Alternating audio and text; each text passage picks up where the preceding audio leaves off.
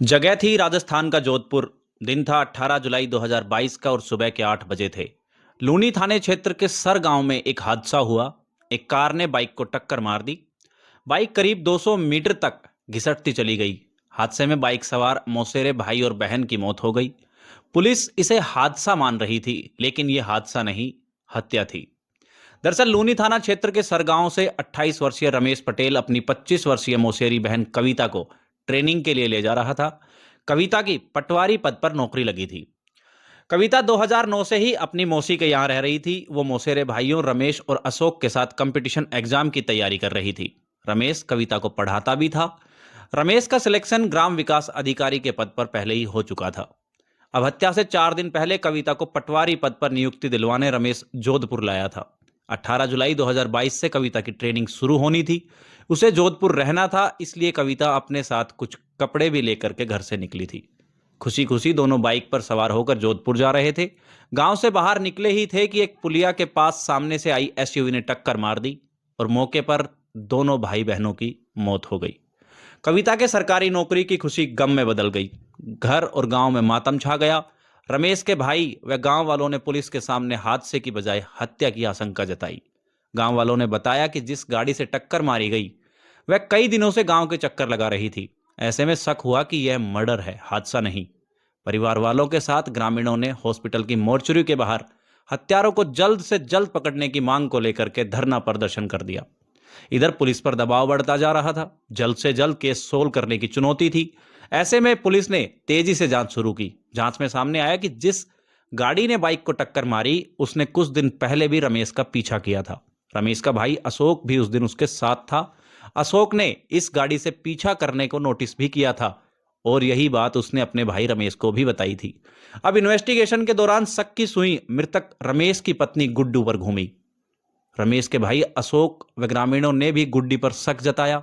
ऐसे में पुलिस ने गुड्डी को उसके घर से डिटेन किया और कुड़ी थाने ला करके पूछताछ की। शुरुआत में गुड्डी इनकार करती रही। बाद में पुलिस की सख्ती के आगे टूट गई और उसने कबूल कर लिया कि रमेश व कविता की हत्या में उसका हाथ था। दरअसल गुड्डी और रमेश की शादी 2018 में हुई थी। अभी इन 4 सालों में ऐसा क्या हुआ कि गुड्डी ने अपने पति की जान ले ली? क्या गुड्डी ने मर्डर को अंजाम दिया था या कोई और भी उसके साथ था? अब इन सवालों के जवाब के लिए आइए बढ़ते हैं कहानी की तरफ। अब जैसा कि रमेश व गुड्डी की शादी 2018 में हुई थी। गुड्डी रमेश को पसंद नहीं करती थी। वह शादी के पहले से ही शंकर पटेल के नाम के एक युवक से प्यार करती थी। दरअसल आटा साटा प्रथा में गुड्डी की शादी रमेश से कराई गई थी। इस प्रथा में जिस घर से बेटी की शादी होती है उसी घर से बहू भी लेकर के आते हैं। इसलिए गुड्डी की शादी नहीं तोड़ सकती थी, क्योंकि अगर वो ऐसा करती तो उसके भाई की भी शादी टूट जाती। गुड्डी के भाई से रमेश की भतीजी की शादी हो रखी थी, मगर उसका गोना नहीं हुआ था। अब गुड्डी अपनी शादी से खुश नहीं थी। इसी वजह से उसने अपने पति रमेश का नाम भी रॉन्ग नंबर लिखकर सेव कर रखा था।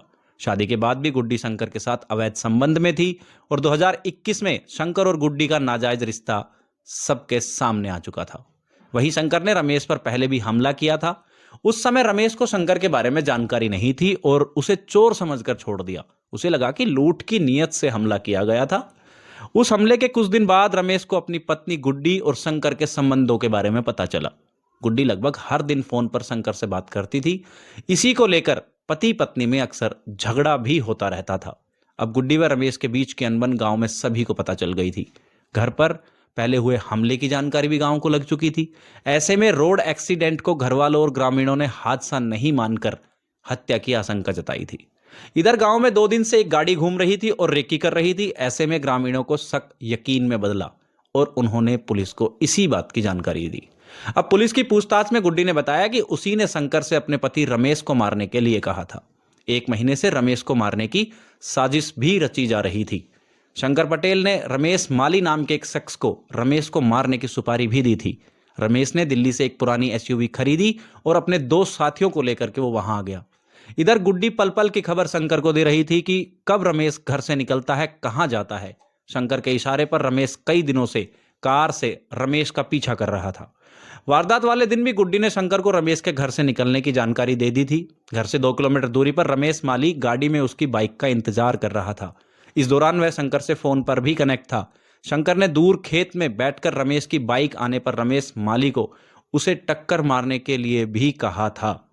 पहले तो रमेश माली ने रमेश को सिर्फ रुकने को कहा। रमेश ने बाइक नहीं रोकी तो पीछे से जोर से टक्कर मार दी। इस टक्कर में रमेश और कविता दोनों की मौके पर ही मौत हो गई थी। अब पुलिस ने 19 जुलाई को मर्डर में शामिल शंकर के 3 साथियों रमेश माली, सोहन पटेल और राकेश को गिरफ्तार कर लिया था। पुलिस ने तीनों से पूछताछ की तो शंकर के गुजरात में होने के इनपुट मिले। 20 जुलाई को पुलिस गुजरात पहुंच गई थी और पटेल समाज की धर्मशालाओं में शंकर की तलाश की। फिर जानकारी मिली कि शंकर महाराष्ट्र भाग गया, अपना मुंडन करवाकर हुलिया बदलकर वो वहां पर रह रहा है और पुलिस नासिक से उसे पकड़ लाई। तो ये थी आज की क्राइम रिपोर्ट, जिसमें अपने नाजायज संबंधों के चलते गुड्डी ने अपने पति के साथ साथ कविता की भी जान ले ली। दरअसल देखा जाए तो क्राइम हमारे आसपास ही हो रहे होते हैं, बस हमारी आंखों से ओझल रहते हैं। इसलिए जागरूक बने और सतर्क रहें, क्योंकि अपराध का कोई चेहरा नहीं होता। जल्दी मिलते हैं एक और नई क्राइम स्टोरी के साथ। तब तक के लिए नमस्कार, धन्यवाद।